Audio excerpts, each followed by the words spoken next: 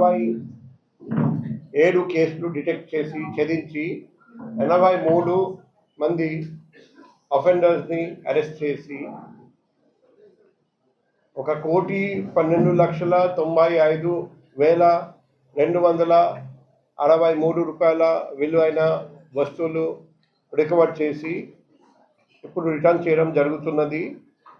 అందులో బంగారం 926.555 గ్రాములు, వెండి 3 కేజీలు 520.94 గ్రాములు, క్యాష్ 4,77,013 రూపాయలు, 12 motorcycle, 1 auto, 1 lorry, 312 mobile phone, 1 laptop and coal bag, లారీతో కోల్ దొరికింది 33 టన్.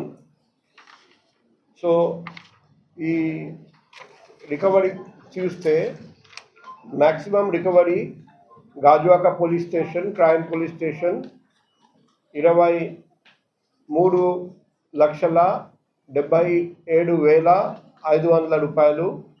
Number 2 PM Palem 10,45,000.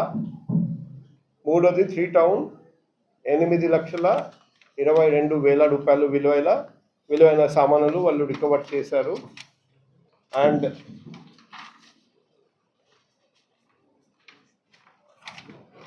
Property recovery చూస్తే మన జనవరి అండ్ ఈరోజు వరకు మనం టోటల్ బెనిఫిషియరీస్ 8,678 బెనిఫిషియరీస్కి మనం ప్రాపర్టీ రికవరీ చేసి ఇస్తున్నాం.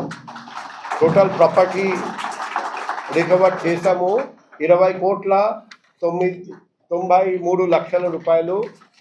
అండ్ కంపారిజన్ చేస్తే కూడా లాస్ట్